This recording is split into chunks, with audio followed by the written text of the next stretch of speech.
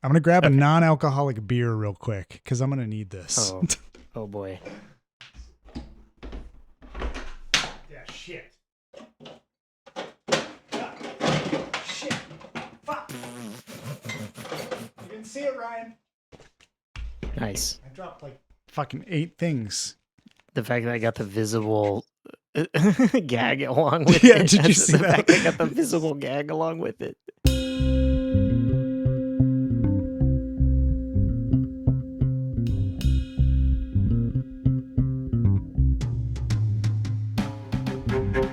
Welcome to Afterthoughts, everybody. This is a very special recommend or and refute episode in which we really don't know. Look, okay, last time that we had 2 people on this podcast, it was me and it was Dixon. Me, your host, John, obviously. And Dixon and I did a recommend and refute. This time around, as I've been informed before this began, I may have to convince and persuade the other person on the podcast, which is Ryan, to recommend or refute his own picks. I'm not entirely sure how this is going to work out, but I do have things to recommend and refute, and Ryan has things to fucking present, I guess. Yeah, sure. Why not? Without Dixon to ground us, the two of us can never really. Everything has gone to shit. As yeah. I could try to channel Dixon again, but honestly, my psychic magic is all out of juice. I don't think that I can do it. It took too much out of me for Dogma. So, without further ado, I am your host, John. Joining me, as always, Ryan King. Yeah, I don't know why I made you say your name. That's the end of the episode thing. But fucking, we're fully off the rails. It doesn't matter anymore. Ryan King has to acknowledge that he's here because he's about to break the rules again. And instead of recommending or refuting something, ladies and gentlemen of the jury, this man, he brings his movies to us. Ryan, please present to the jury what is first in this. All right, yeah, I'll talk about I'll start with a more on the fence take, I guess. So my dad was in town and we had a weekend to entertain Logan and my dad, and we went back to watch old movies. Something I did with my dad quite a lot as I was growing up. Honestly, what got me into liking and watching so many different movies, so many different types of movies, was watching with my dad when I was growing up. And he wanted to introduce some of his old favorites that he was thinking of, not in any particular order off the top of his head, to Logan. So we kind of spent the weekend watching those and then rewatching the newer Dune movie. But we went back and we watched Pink Panther, The Pink Panther, the Peter Sellers original version. And then follow that up immediately with The Chaser of A Shot in the Dark.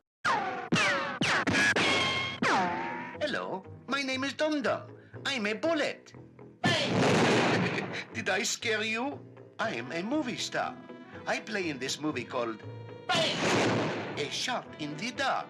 I help the brilliant Inspector Clouseau solve the murders. Here he is disguised as Peter Sellers. I gather the facts, examine the clues, and before you know it, the case is solved. Which is, quote, the sequel, quote, question mark. This is it's interesting to me because now we have movies where you're like, I don't know if this is a prequel or a sequel or what, happens a whole lot more often. Yeah. Back then it tended to be much clearer, what the intent was with a movie. But A Shot in the Dark is an interesting follow-on to the Pink Panther. All things point to the Pink Panther not having been a good movie and shouldn't have been successful. Was it a cultural difference thing? I don't remember the Pink Panther that well. No. So the core of the Pink Panther is you're supposed to be following actor David Niven's character, Sir Charles Lytton, who's a cat burglar or whatever.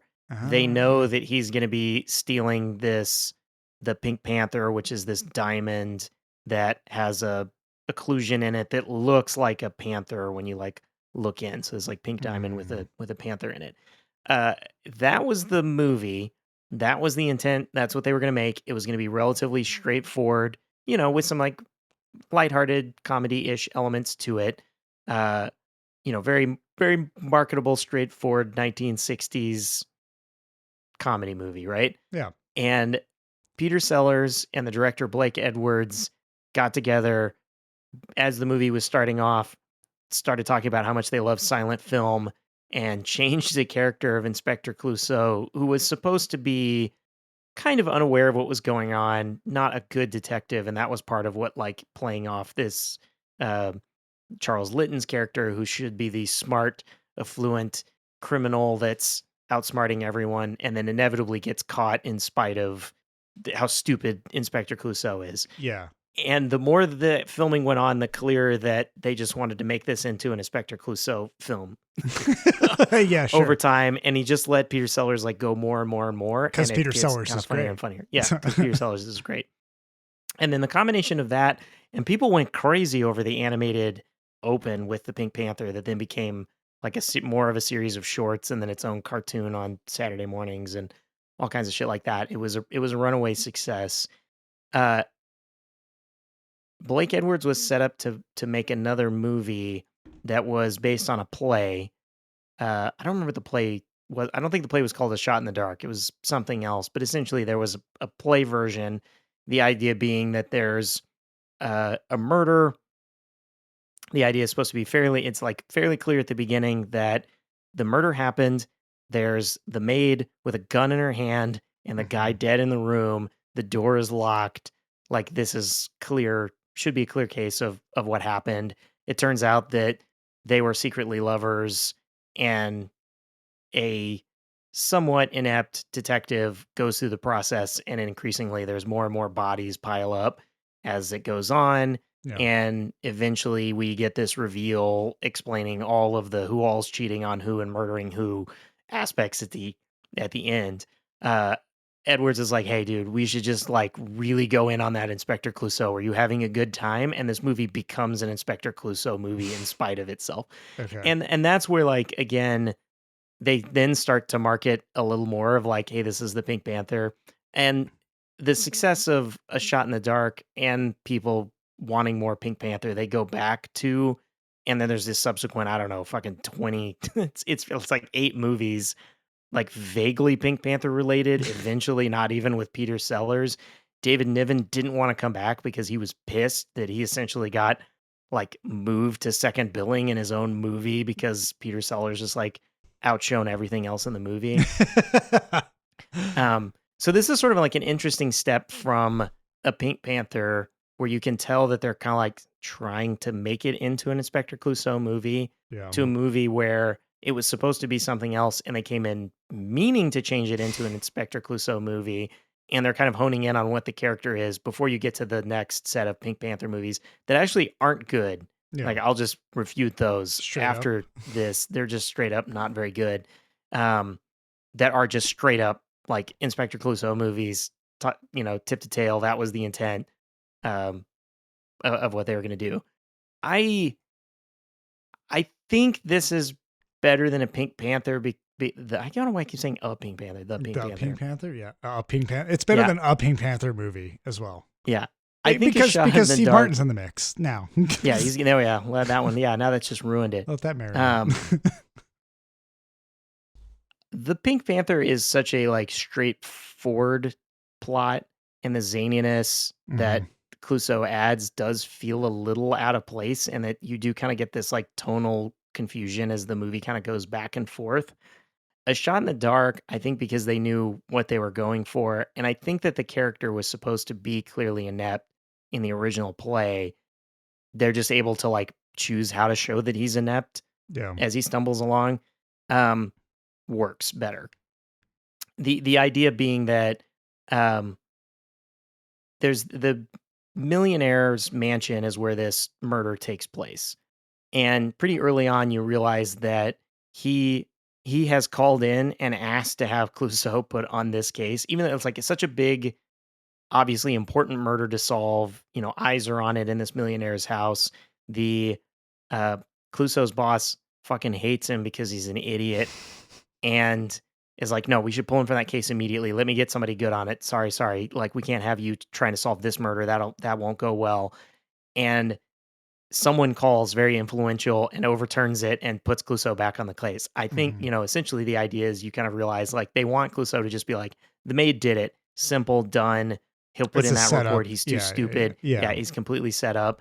But then Clouseau, being so stupid, comes back around to being like, no, there must be some greater conspiracy. Wow. Yeah. I have to dig deeper. And yeah, through the events, every time they arrest the maid, he goes and gets her let out with the idea being he's going to follow her somewhere and it'll reveal whoever's actually doing it that she's covering for. It always leads to another person being murdered where she's so clearly the key suspect that he then goes and convinces to get her let out again and go. And it just keeps happening like this, where there's like murder after murder, where it's like she's the most clear suspect. And he's just like, no, there's something like grander conspiracy of it, until eventually he drives his own boss insane.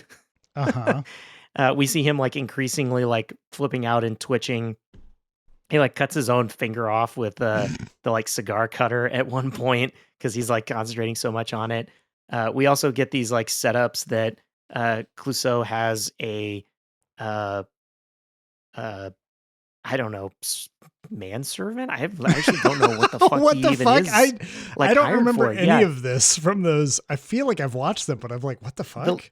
So these are the elements that become like important to the later movies that don't exist in the Pink Panther. Like that stuff doesn't exist. The like head inspector, maybe Clouseau's guy is in it. I think I don't remember, but Clouseau, Cato is his name, and he's very clearly Green Hornet Cato copied. Okay, sure. To the, I think either in this movie or the next movie they spell it differently because they realized they were played by get Lou in trouble. Spree. Yes, yeah, and he tells him like, "Oh, you should surprise me at any time so that I can learn like self-defense." But in his ineptitude, he never beats him. Well, like the Cato's like jumps on him at like the best times to like to hit him in the shower or get him when he's coming in the door or whatever. But Clouseau always like accidentally beats him through some bullshit. Okay, yeah, sure. Like the phone rings. He's like, "Oh, hang on," and he has him answer the phone, and he like punches him in the face right when he's like, right. Of course. And so inevitably he starts getting to where it's like, oh, it's clear he's trying to kill him. Like he doesn't even. Yeah, he doesn't care anymore. He's not. It's not a game anymore. Yeah, he's just like it's like no, he wants to get him. So yeah, you are kind of just watching these like bumblings as they go like again and again through all of these like murders, and then like sight gags with Sellers as he, fumbles. Like there's a whole scene where normally it would be the like they're trying to figure each other out, and the detectives kind of going that they have this scene at a pool table with the millionaire, and the whole time Clouseau like is trying to play pool and he's just fucking it up in like even more gloriously stupid ways, where he like picks up a cue that's like bent, and he keeps like hitting around the pool cue like he can't hit it, and then he like cuts the table like he plays. Of course, he cuts the down, fucking green. Table. And then he goes to put the cues away, and he's like knocking them all off the thing. He can't get them on there, and he's trying to pick them back up and breaking them and stuff. But he's like acting like he is so smart and is like one up to figure to everybody out. So I think that like it's just zany. Like if you let it go, I don't know. Like Sellers is great in going into a role, like embodying something. He's like great in the like he is talking, but it's a silent actor comedy thing. Like this is totally he's doing good slapstick, Chaplin. Good physical. Yes, like good physical, true physical comedy, and making it work. I guess I've like reconvinced myself. You don't need to have watched the Pink Panther to watch A Shot in the Dark. You can watch them in either order because it doesn't even make sense. This is one of those like this is like Puppet Master. They don't really care about the canon, and in the next movie they ignore the canon of the previous two movies anyway. Because at the end of the Pink Panther, he's arrested. Like he gets tricked to where they think he's the Pink Panther, and he gets arrested so that they get away with it. And then that never matters again. Okay, that's another thing with like the Pink Panther. For me, I feel like everybody's like the Pink Panther. It's Henry Mancini music, and it's an animated Pink Panther. and I don't know anything else about this. All I need to see is this groovy Pink Panther, which later would shill for fucking insulation companies. For decades. Yeah, like, and hear Henry Mancini's thing and know, like, yeah, that's whatever the Pink Panther is. So, like, to be like, oh yeah, it's a diamond. I'm like, Right. It was? What the fuck is this? And then at the It's end, to totally be a like, trivia question. just like, yeah. what is the Pink Panther? Yeah, like, Yeah. oh man. Yeah, it's wild to know that the sequel, the spiritual successor, I don't even know how you qualify this. It's not canonically, it's like the next installment is its own thing. Yeah, I haven't seen A Shot in the Dark in a long time, if I remember. Like, I don't even remember seeing the original Pink Panther. I remember watching Peter Sellers kind of fumble around and do some shit and be like, that's funny. But beyond that, all of that's been wiped out by my recent memory of working in a movie theater and having to watch the Steve Martin Pink Panther movies. And because we had to do sound checks, we had to go in there and watch it for like 5 minutes to make sure the sound was good. And anytime that I went in, I was like, how does Steve Martin keep getting work? Like, he's in like Cheaper by the Dozen. And like, that was like wild that was a remake. And then he's in Pink Panther, and then he's in Fantasia 2000. And like, none of these sunk his career or didn't lead to more roles. Pink Panther 2. Yeah, he had Pink Panther 2 as well. I was like, what's going on here? Is there a conspiracy in which somebody's laundering money through Steve Martin? Like, how does this work? I remember none of those being that entertaining, and I just didn't enjoy any of it. I feel like from a physical comedy standpoint, I'd much rather have watched, even though he's more problematic, Chevy Chase be the inspector and do some shit. But who knows? So here's the crazy. Okay. So 1963 is the Pink Panther, right? And Yeah. they kind of realize like, hey, Clouseau's funny. This is a funny thing. Yeah. In 1964, they turn around and A Shot in the Dark. Like, essentially, immediately, there's this like friendship that's working to create this Clouseau character. Yeah. The studio, still wanting to like market on it, makes a 1968 movie called Inspector Clouseau, where Clouseau is played by Alan Arkin. Wow, they just put it up there. Yeah. Alan Yeah, Arkin, and this is Alan Arkin that we all know from MASH, right? Like, that's, or no, sorry, I'm thinking of somebody. And like, no, you're thinking of, Alan Alda. Alan Arkin. You're thinking of Alan Alda. That would be interesting. That would be great. Wow, you guys got a lot of stuff going on here. Yeah. Just don't let me get you in your way. I'm just trying to do trip over that? inspector Oh, work. sorry about that. Yeah. Now, I only know Arkin for like the newer, like Argo, Okay. Little Miss Sunshine, Oh, which yeah, I think yeah, is, he yeah, got the yeah. Academy Award for that. He was, I don't know the old sticking Alan Arkin in something he shouldn't have been in. But it bombed. And then they would go back. They're like, okay, well, we have to get Return of the Pink Panther. We got to put the Pink Panther back in the title so people know we got That to it's get the back. return. Yeah, we're back, Yeah. baby. We got to get Peter Sellers back. We got to get Blake Edwards back. Like, so they go back to the well, and they make a couple more with that until Sellers passed away. Yeah. And they use like archival footage. Oh no, they Ed Wooded him. Yes, they did the archival fucking Bela footage him Lugosi into. shit. Yeah. But then that's the one that they brought David Niven back, I guess, because he's like, oh, well, good. Clouseau's like Good. not like I'm never Peter going to be Sellers anymore upstaged by because he's Sellers dead. again. So then they have a couple movies. I think it was like there's like an like a son. I know that later they get into it and there's like, oh, it's the son of the Pink Panther. Pink Oh, Panther, Jesus Christ. played by Roberto Benigni. Oh, How do you Roberto say his Benigni. name? Benigni. Yes, Wow. Roberto Benigni. Also absolute disaster, and I think that was the one that like killed yeah. it Dude. for until they decided to reboot it. That also killed it. So it's like they have like maybe 2 good ones and a pile of disasters that make. And every time they go back to that well and it doesn't work, they're sitting there wondering like, why did it work before it? It's like, honestly, it was Peter Sellers. That's it. Peter Yeah. Sellers was funny. He did funny things, and that's it. Like, none of the rest of it was important. Am I wrong in saying that anything with Roberto Benigni is kind of like made worse? Even his Life is Beautiful movie is made worse, despite him being a pivotal core character to it. I remember it was better without him. Yes, I remember watching that movie in high school and being like, this movie would be so much greater, so much better if this guy was fucking out of it. Like, I was just like so frustrated with Roberto Benigni's half-assery, clown-assery, whatever it is. I remember that reminds me, Roberto Benigni is to me what Jim Carrey was to Tommy Lee Jones in Batman Forever. That's what Tommy Lee Jones said to me too. He said he couldn't sanction my buffoonery. He couldn't? He couldn't sanction my buffoonery. What movie is this? And that's when we did Batman together. Wait, you're the star, though. I was the star. Yeah. That was the problem. Okay, so Son of Pink Panther. Yeah, no, it absolutely falls off.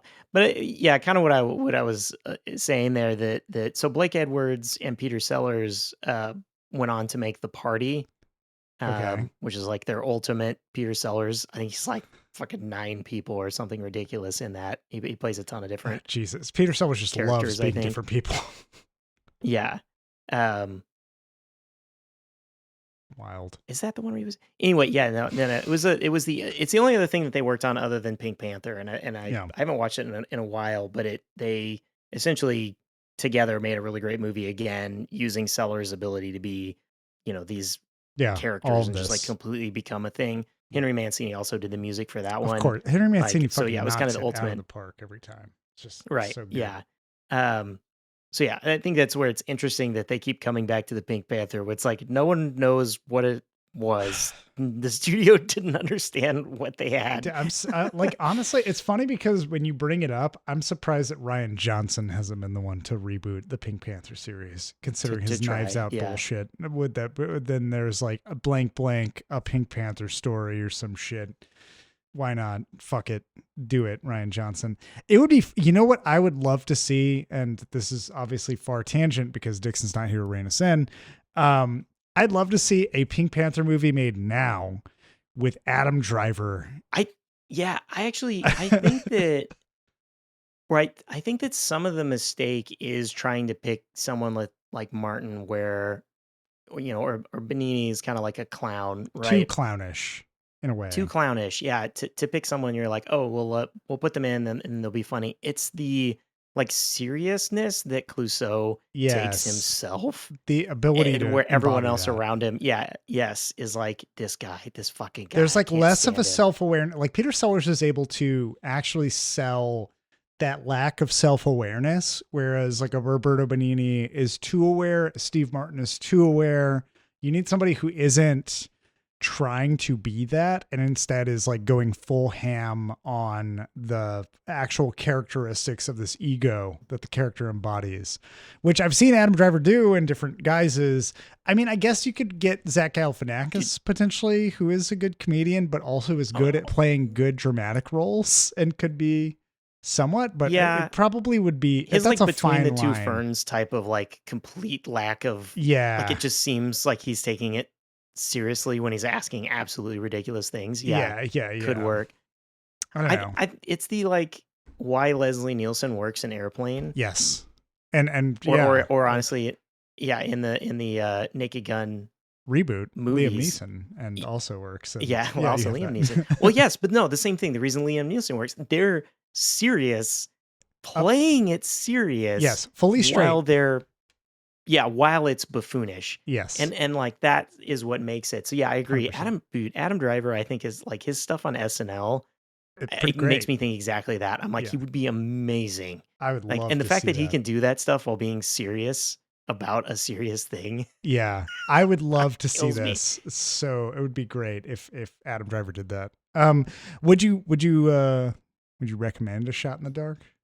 Are you back? I think I would. And I guess I could recommend the Pink Panther and but Shot nothing in the Dark, else, and you can watch that. either one. Yeah, I think that the event, the Pink Panther takes a bit to get going because it spends too long on its like mystery that isn't really a mystery. Yeah, and the setup to the thief trying to steal this jewel.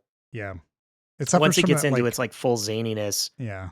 Except for some of that like pilot syndrome where it's like the first of its kind. So they're still kind of like, they were like, oh, well, we would definitely focus on this instead.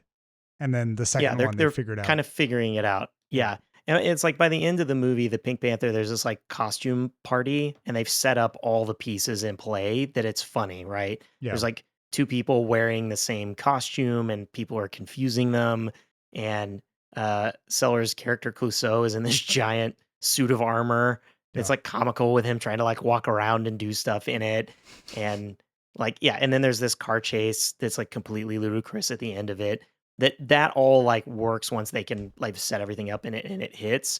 A Shot in the Dark is kind of like they already knew what they're doing, and it's funny the whole way through, and the like mystery of it is actually there because you honestly the movie is so good at misdirecting and distracting you with Clouseau that you really don't know what the fuck is going on Yeah. with all the murders. And I think by the time you get to the end, I don't remember because it'd been so long that I watched it that I didn't remember. And like watching it, I was like, yeah, I think this is one of those mysteries where at the end you're like, you can't have figured it out when they reveal it. You know, it's not like, oh, the pieces were there and, you know, you miss something or you go back and you're like, oh, all the pieces were there. I think this one's set up where it's like totally set up. So then the reveal is crazy too. Yeah. And the reveal is in a way that Clouseau also didn't know. He was right it that it wasn't the maid. Yeah, it was like, wait a minute. Yeah. But he was wrong in every other thing that he like how he concluded or whatever. So then, yeah, you as an audience are also going along while he's baffled by the like reveals of each of the murders. Yeah. Yeah, and there's just like some very funny, like even the murders can be funny at times too. So yeah, I guess I talked myself into a pretty decent recommend. I think it honestly holds up. It holds up as like a pretty zany comedy. Yeah. I have not seen it in a while. I might want to revisit that, especially because I need to erase the Steve Martin Pink Panther aspects of my Stink. brain. Yeah, Yeah. please. I just didn't get it out. Logan's take on it. I should ask. I think he sat there kind of confused. We also watched The Producers, which he did enjoy. Yeah. There's Which the is that original your producers. other? Because I don't want to bring them up now. We'll talk about it in a second. But No, I'll talk about something else entirely. Okay, got I it. just Well, mentioned great. That Good was to one know. where it's zany, but he gelled with it well. I could tell. But this one, I don't know if he was gelling or not. Yeah.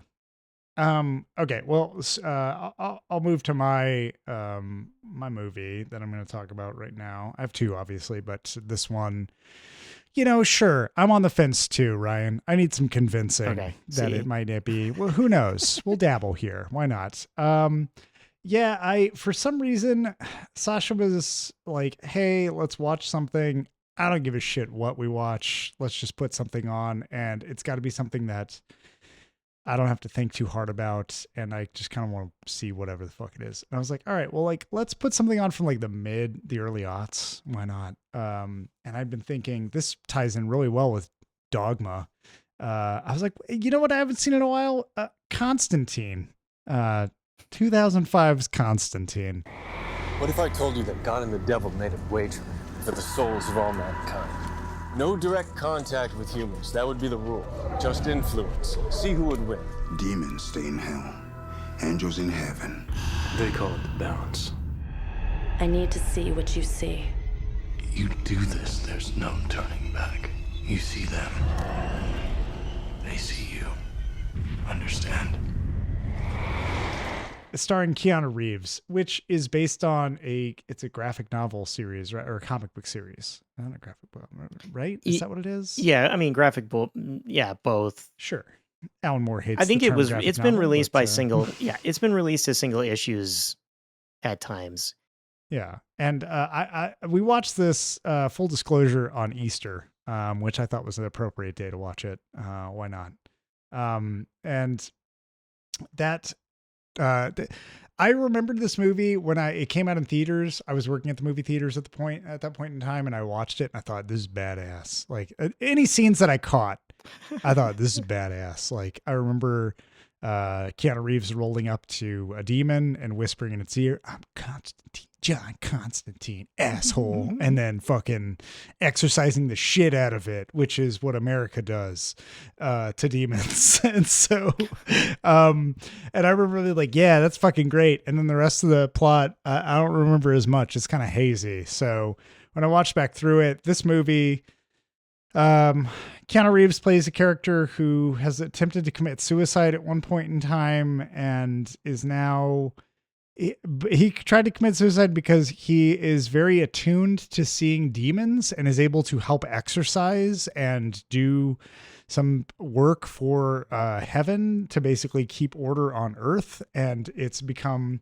something that has been parodied by several other properties. One in particular I'll mention is a show on Amazon Prime that I think was like old from the streaming service VRV that's now dead, called Gary and His Demons, which is about a middle-aged man who is basically Constantine, who works an office job exorcising demons and fighting back the forces of hell. And it's like he has the same thing where they're like, we picked you out when you were like a teenager because you had the dewy stash of Ganesh and like whatever the fuck else. And he's like, this is all bullshit. You fucking don't know anything. But Constantine has been hand selected in this world to fight demons. And he finds out about a grander scheme by somebody unseen to bring the Antichrist into the world via a pregnancy. And there's some other conspiracy going on where like a twin sister is murdered or commits suicide, and they're trying to figure out why. He's trying to figure out why in coordination with somebody else. The whole reason that I'm like, I watched this movie and I'm explaining it so poorly is because to me, it was very boring.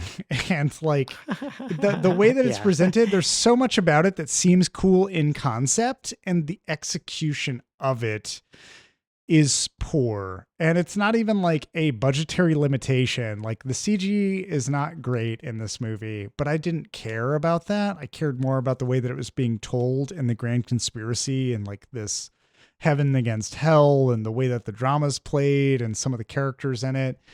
That all seems like good ingredients, something that would have like, you know, hey, I've got a stew going if I put all these pieces together and I let it simmer. But just something didn't click when I watched it. And it's like a stacked cast too. You know, it's Keanu Reeves, it's fucking Rachel Weisz, like Jimon Hunso. You've seen him in plenty of things.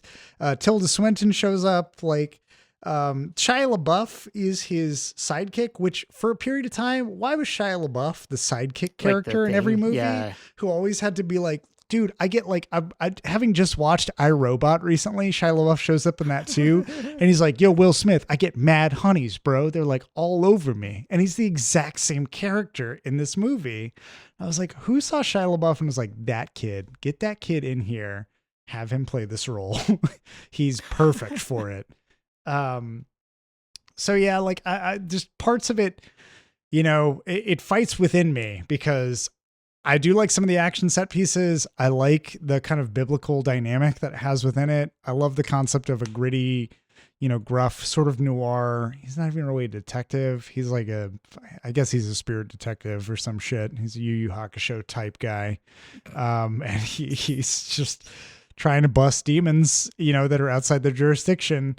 I like the concept of that, but I just did not really gel with the conspiracy of all of it and the way that it went down. Also, Keanu Reeves is like prototyping his John Wick here. Like everything he says in this movie is that same John Wick gruffness where he's like, I was just trying to go and do this, and then Satan did whatever. And like, it just ends flat in the way that he delivers. So, I don't know. Like, obviously now I'm leaning more towards refuting it. I gave it a 2 stars on my letterbox. That was my initial vibe to it.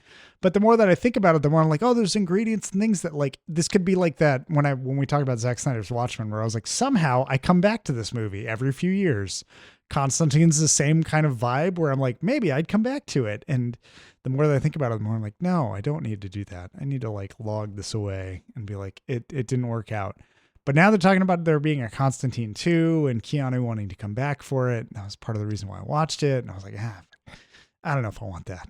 I don't think I can do that. Yeah, it has like a weird cult following. I think that it's not at all like, it has nothing to do with Constantine. I think that's the one. That's definitely the thing that bothers me about it.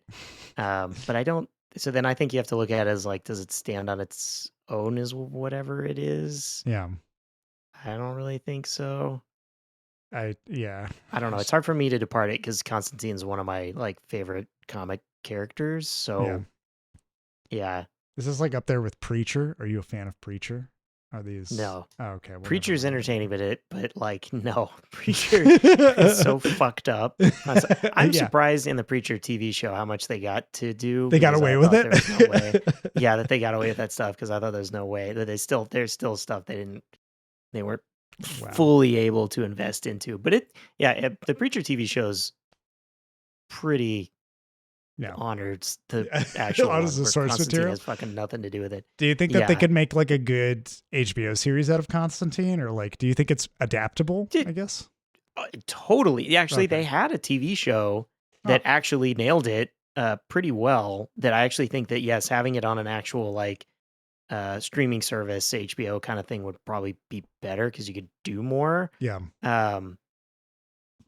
Because I think it aired on CW or whatever. 'Cause eventually kind of got tied that's gonna be into the rough if like it's on the CW. into the Arrowverse, but it wasn't originally part of the like Arrowverse shit. No, it ran on NBC. I was wrong. Oh, okay. So yeah, it ran on NBC and then they moved it to like kind of get into the Arrowverse and pull the character back in because Matt Ryan, the actor, like made such a good Constantine, unlike the one in the movie. Yeah.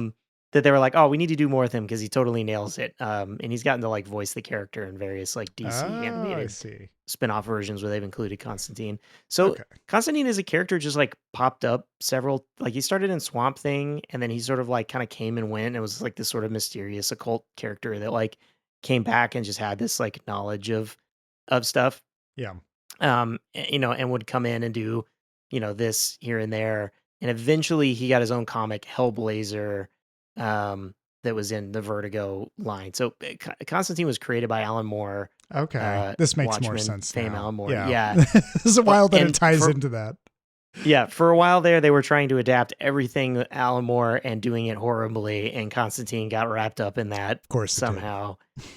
Even though like Alan Moore only used him like sparingly creating him, it was Peter Milligan's like Hellblazer that like solidified who the character was and his background and Yeah. how he operated or whatever. But yeah, I like that more like dark character in the occult stuff. But yeah, that movie like it is, but it isn't. Like conceptually they knew what it was. But yeah, just we're like, well, we don't want to use anything from the character from the comics. I guess it was a time where everyone was embarrassed by the comics. Yeah, right? everybody was just riding embarrassment constantly. You had fucking Transformers and this and whatever else. Just nobody accepted who was who and what was what. Okay, well, I refute Constantine. It sounds like that TV show I maybe should check out, which be pretty sick. Maybe I don't think knows? it's I don't think it's great. It was only one season though, so You know what? That's it's enough of a very time watchable. commitment. I can watch one season of a thing and Yeah, be it's like, one okay. season and you're in and you're out. It's not going to end because they were planning to do like more. Of course with it. they were. Yeah, but I Right. could still be like, oh, okay. I mean, you're talking to the guy who's watching 5 seasons of Miami Vice, 1 episode a week, Friday nights at 8 p.m. So I could definitely the CW's Constantine will fit somewhere in the schedule for me. It'd be interesting. Yeah, I do feel like even then it didn't like fully embrace the comic stuff. I feel like now we started to see more things that are willing to like actually just be stuff from the comics, and it's okay to include even storylines from the comics or actually portray the people the way were in the comics. Like, Yeah. I think that you could bring him back because I do think it's a character you can also throw in, like even though you have storylines from the comics, you can throw him into other stuff. Yeah. Because it's just like there's some occult thing, he goes and deals with it, and there's some demon or And something, then he's there. and Yeah, sure. and he shows up, and he's the one that knows what to do or to solve it. Yeah. Got a lot. You have a lot more people willing to do what's faithful to the comics, as is evident by She-Hulk. Anyways, well, I was gonna say Doom Patrol. That was sure. That was a much better one. I really wanted to just see how you would react if I said She-Hulk. Anyways, well, okay, that's my refute, Ryan. What is your next evidence, whatever you're presenting to the jury, for us to help you sway your mind? Yeah. Okay. The other one I'm on the fence, I Okay. guess. Yeah, another one that you're on the fence about. Yeah. Yeah, the one I'm on the fence for. 123 from 1961. Life in Berlin was more or less normal. The eastern sector was still in rubble. The western sector enjoyed all the blessings of democracy. Just by coincidence, this happens to be the company I work for. Hello, Mr. Hazeltine? There's something important I'd like to discuss with you. It's about our daughter, Scarlett. Oh, we'd be delighted to have her stay with us. It's just that... She's flying Pan Am. I went to East Berlin. East Berlin? There's this boy over there. You're not engaged again, are you? No, Thank God. we're married. For a minute there, I was afraid. She married a communist. How are we going to explain this? Exactly what do you do when you're together? Last night we were blowing up balloons. You've been helping this guy to spread anti-American propaganda? She's pregnant? Is this your idea of the job? Oh, I wouldn't worry about it. He's a wonderful boy. We will take over Western Europe. We will bury you. Bury us, but don't marry us. You can't fool Daddy that easy. I will not be turned into a capitalist! I didn't say it was going to be easy, but we sure can try. What is all this? You're being adopted. Just like that, without even asking me. This is a Billy Wilder zany comic starring James Cagney Oh, in James a Cagney. comedic role. Right. That honestly, like, Wait, I've that heard part's about this. fully hilarious. I've heard about. Yeah. My dad told me about this, and he sings praises of it. Now I'm Yes, remembering. this is everyone's dad's favorite movie that used to be on TCM every once in a Hell while. yeah, it is.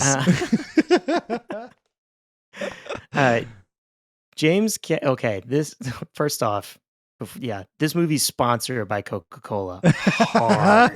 Is this about the Okay. East and West Berlin Wall thing? or Yes, whatever? yes. Okay, yeah, sure. Hard.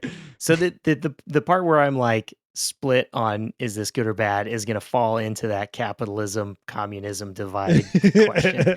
That big Cagney, ravine. yeah, Cagney's character works for Coca-Cola. He is in West Berlin and he wants to do bigger and better things at the Coca-Cola company. Uh-huh. And so, yeah, he's looking at like, could I get it into East Berlin? Could I spread further into USSR? So there's this inevitable like literal line of divide here of the wall and this sort of Coca-Cola of the West versus, the communism, like not wanting to accept the Americanism. And this is 1961. So this is prime Cold War territory. Yeah. And absolutely, this movie is like a full rah-rah America capitalism Coca-Cola movie. Of course it is. Where, yeah, the beyond trying to like get this, company going well in Berlin and trying to get his way in with the East Berlin to get a bottling plant or something going. His boss's daughter has been, I guess, backpacking across Europe and is just trouble all the way through. Uh-huh. He gets a call from the boss that's like, hey, she wants to come to Berlin. She hears it's cool. Keep an eye on her. I don't want her to get in trouble. Like, everyone else has been failing at this. You better not fail at this. And so he sees this as his opportunity to like endear himself to the boss and finally get to move up to the job he wants to. Mhm. Meanwhile, he's also been cheating on his wife the entire time with his secretary. Like, that gets set up immediately. And so he then is in this position where, well, he has to present like as a family to the Coca-Cola company. And while he has a daughter and kind of placate trying to keep his wife, Mhm. even though she also knows he's cheating all the time. Like, they just both Yeah. are in this, like, don't tell the kids, don't tell anyone else, we're just going to pretend to make this work for the situation. Yeah. We like time skip forward a little bit, and she's decided to stay in Berlin for an extended period of time, but they're constantly having to like keep her out of trouble. And she has disappeared. They're running around trying to find her, find out that she's been sneaking into East Berlin and paying off the driver to let her sneak into East Berlin at night and then pick her back up in the morning. Yeah. And when they find her with a guy from East Berlin who they have gotten married. Mhm. And this is an absolute disaster. Like, the Coca-Cola boss is on his way into town and cannot find out his daughter has married a communist under his watch. Like, it's a problem. And so he's going to like pretty much he's going to get him arrested back in East Berlin, and then they'll never have to worry about him again. Yeah. Is like their initial solution. But then when he finds out that she's gotten pregnant, that's a whole nother problem. That's even worse. And so they concoct this plan to fake this communist kid as being a good capitalist kid. It is a screwball comedy, is what it sounds like. It is a screwball It's comedy, screwball and then it's like, and then we're off to the races. We're gonna That's the fake real it shit till we going make on. it. Very Yes, nice. yeah. Yeah, Is the con, and the bulk of the movie is that. I was wondering if you were spoiling it up until we hit that point where it was like, no, it's a screwball comedy. I remember my dad telling me so much about this and being like, all right, I guess I'll watch it at some point. But this sounds like almost unspoilable just because the gags themselves are probably great. Yes, yeah, tons of gags and like tons of little like, and this is Billy Wilder, right? Like this is he has all these little setups and little payoffs like over the course of it. I do think it's weird because it is all of those things stayed pretty funny. Like I still found those pretty funny. There were gags that I remembered and then like laughed at again. There's a lot of recurring gags in this that honestly like kind of keep working each time. The parts that like don't hold up, I don't know how well they even held up in like 1961. The post-war Germany that they keep making a lot of references to being very Nazi or still being Nazi like under the covers. Okay. It's funny but wrong. Right? Yeah. It's one of those. A lot of the digs at communist Russia, funny but also a little wrong. Yeah. The overly like capitalism is just the best, no question. Yeah. Gets rougher.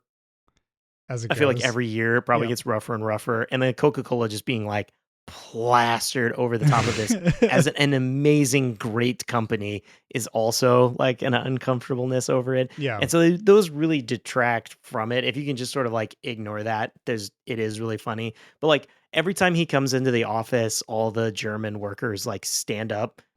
Yeah. Okay. Essentially wanting to like salute him they want or to do the whatever. aisle. Yeah, and he keeps telling his guy like, I don't tell them to stop that. And he's like, we've been coming in late at night and training not to do that. And he's like, no, just stop doing it, right? Like I don't understand. Do this. Yeah. Okay. And then that guy Amazing. is like very clearly like a thinly veiled ex-SS officer, and he keeps like clacking his heels together and saying stuff, and he keeps like same thing. He's like, quit clacking your heels together. And he's like, yes, sir, I'll stop it. And then clacks his heels immediately again. And like that stuff just stays like it keeps being funny because it keeps coming up. And Cagney's just has this like over the top energy the whole time. Like he's just at 11 the whole fucking time in this movie of just like, this needs to happen and this needs to happen. And then call this guy and then get this thing. And like the whole time it's like, wait, scratch that, forget that, do this other thing, don't do that. Like kind of keeps going, keeping the energy through it. Yeah. I'm going to have to, it's one of those things where I remember I stumbled in on this like maybe 2 years ago. I walked in and my dad was watching it. I went to visit my parents, and like my dad was just in the middle of, he's like, hold on, I'm following this up. This is really funny. And then he explained everything, and it took like a lot of it was one of those things where I just had to glaze over and stop listening. Like I was like, I don't want you to spoil this movie for me if it's actually good. I don't want to know this. But now I have to go back and probably watch this pretty soon. It sounds like something I should show Sasha.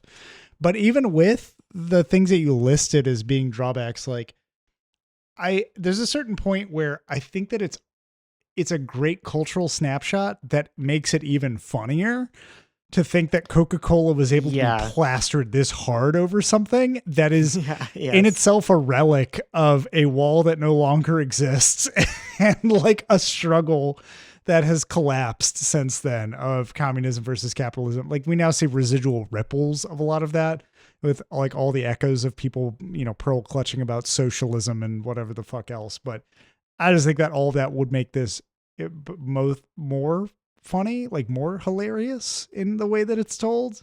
And even those out of date things is like, it's just an out of touch comedy. that has screwball moments that are funny. Like, I think it was, I don't even think that it's like necessarily out of touch because it like it, to be at the time that it was, like it knew exactly what it was doing. I think it even knew like, it's crazy that we got Coca-Cola. It knew it was a caricature of several things is what it wanted to be. And it is. It blows my mind that they filmed this in Berlin and That's in and around the wall in amazing. 1961. Yeah. They even have there's a bit where like a car crashes into the wall.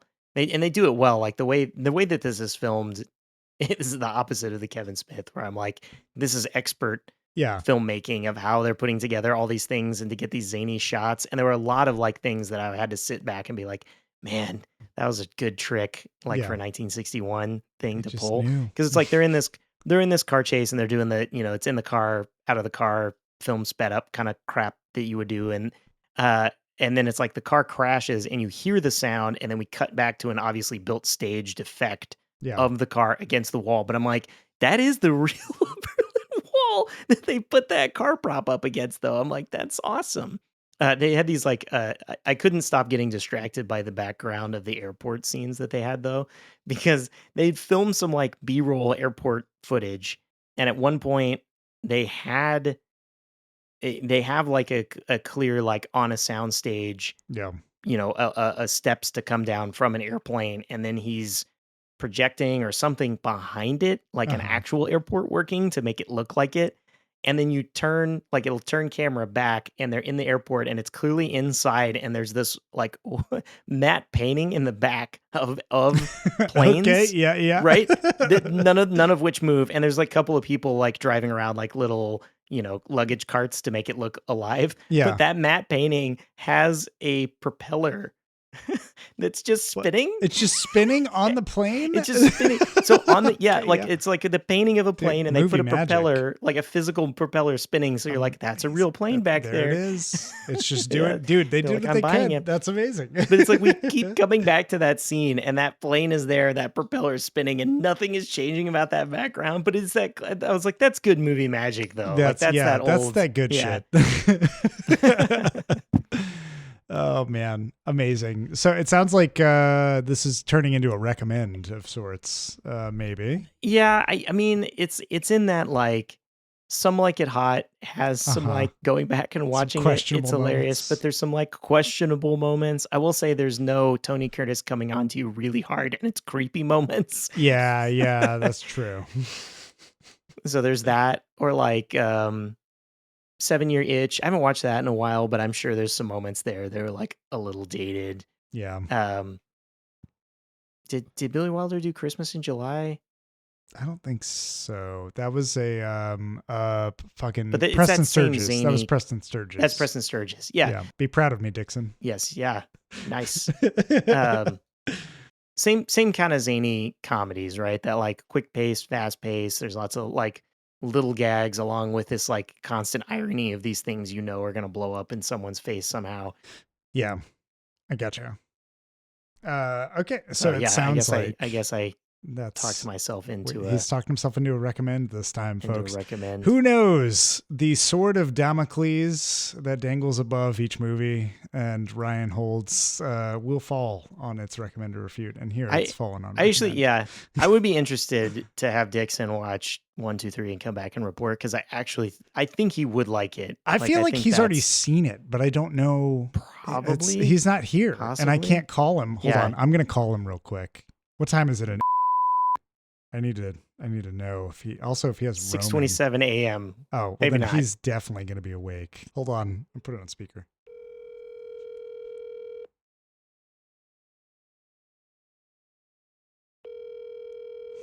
See, like, look at his phone. He's like, John.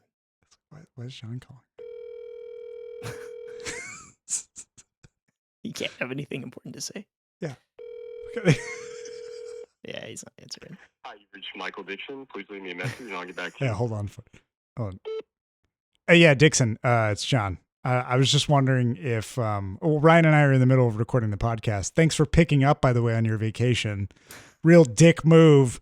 We were just wondering if you've seen 1, 2, 3, that movie with is that James Cagney? Is that who's in it? 1961. Yeah, 1961 with Cagney James film. Cagney. I can't believe that you wouldn't pick up for this in the middle of your vacation with your wife. This is just so disrespectful to us in the podcast. Anyways, I hope you have a great time. Grist, your time. I love you, buddy. Take care. Don't worry, we got everything under control. We're definitely not going off the rails or breaking rules. I think he bought it.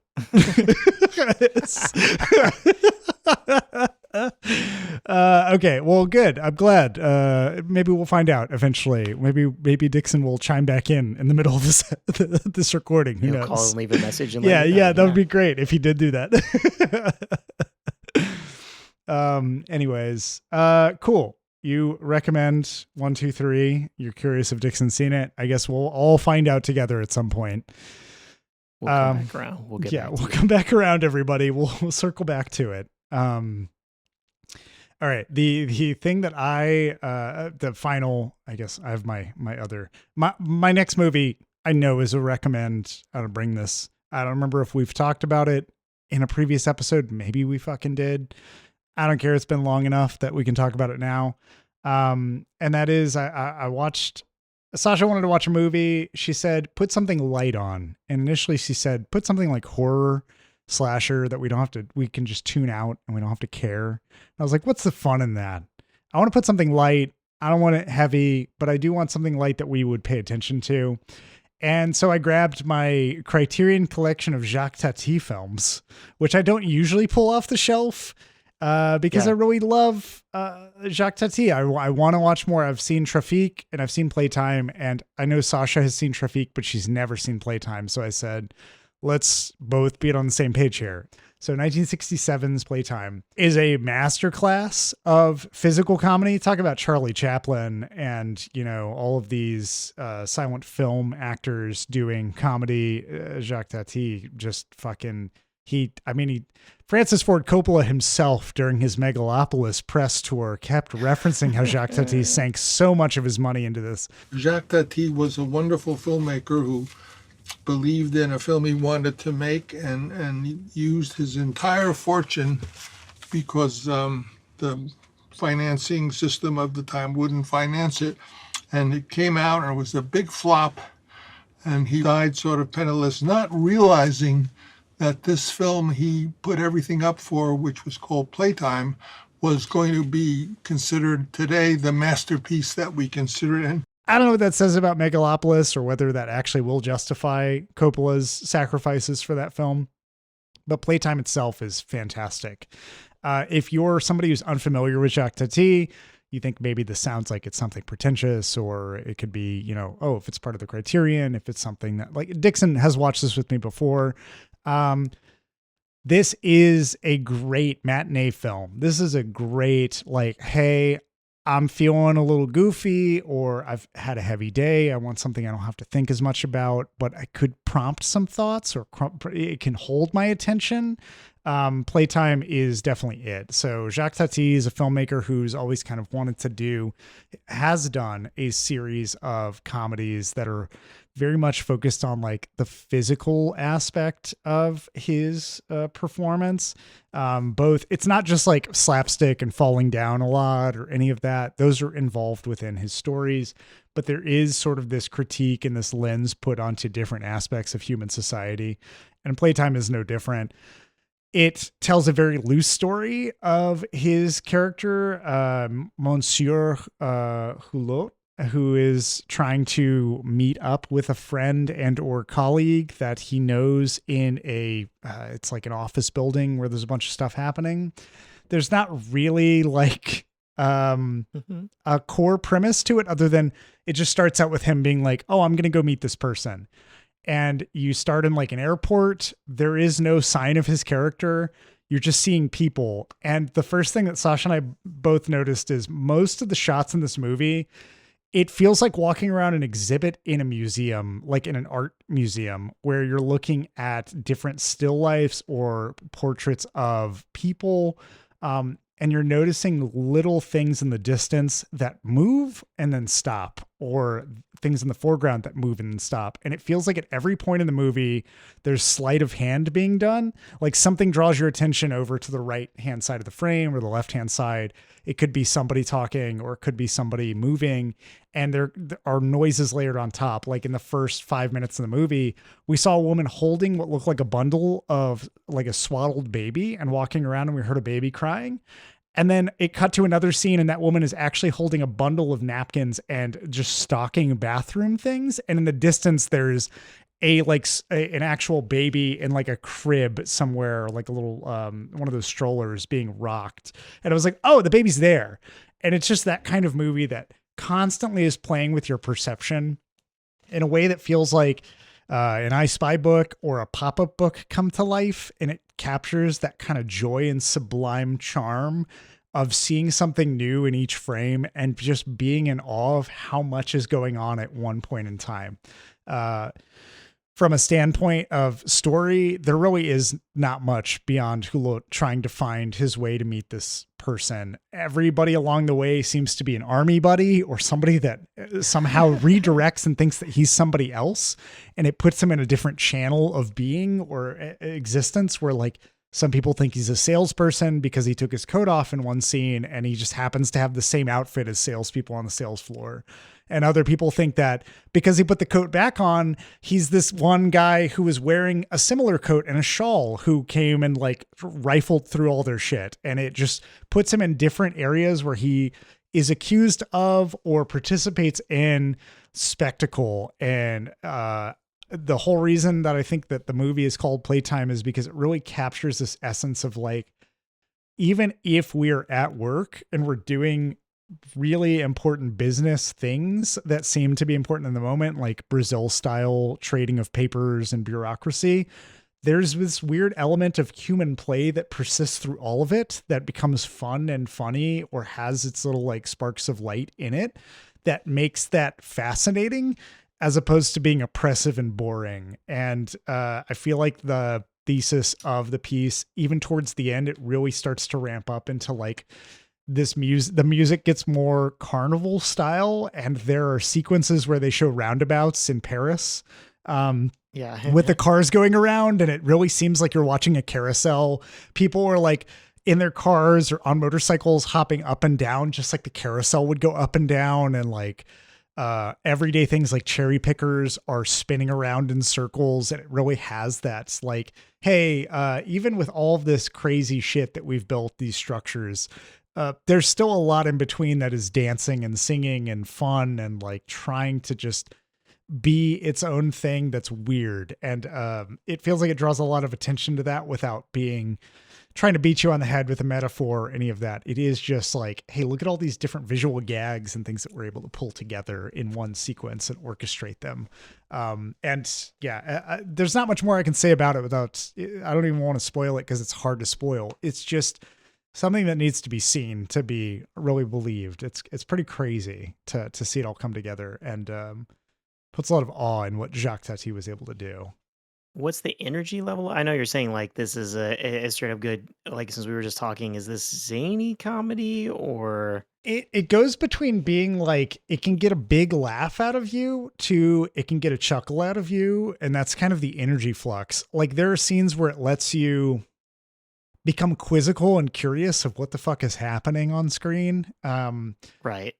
But then there are other scenes where it's laugh out loud. Like this is chaos. This is like, what the fuck is happening? Why is all of this going?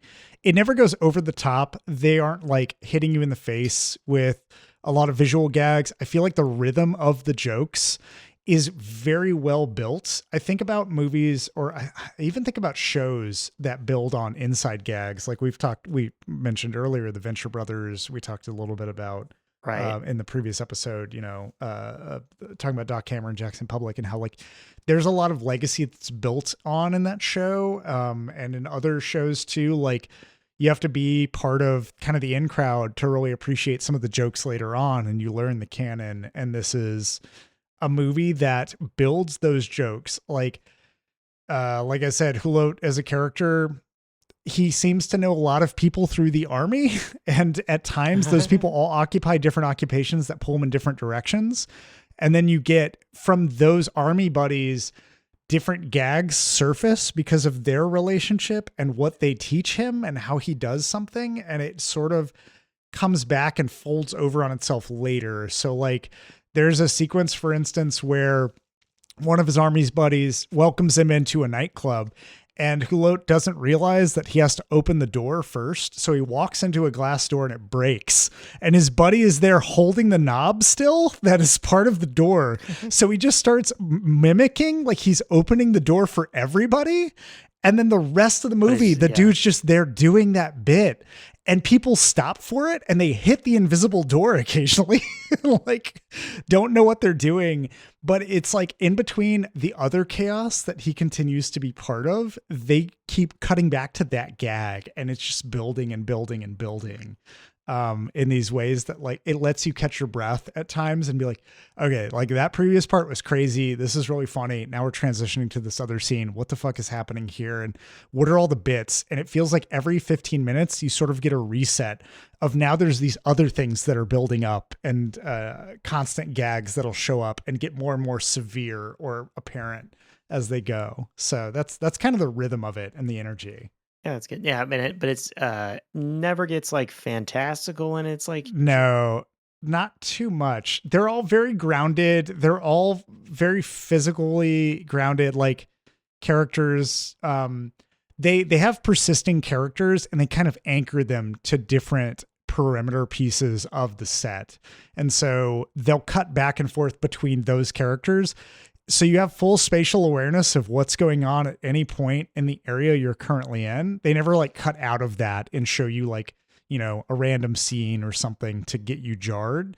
It is all contained to one location. So the moment that you move from one set to the next, you know kind of what you're in, and you're learning the rules of that area, and you're watching other people learn it as they experience these like absurd aspects. So yeah, that's it. It's really hard to describe more beyond that, rather than just like, you just have to see how intricate it is. It's crazy to watch him work. Okay. Yeah. That sounds really interesting. It's very impressive. I was smiling pretty much the entire movie that I watched this second time.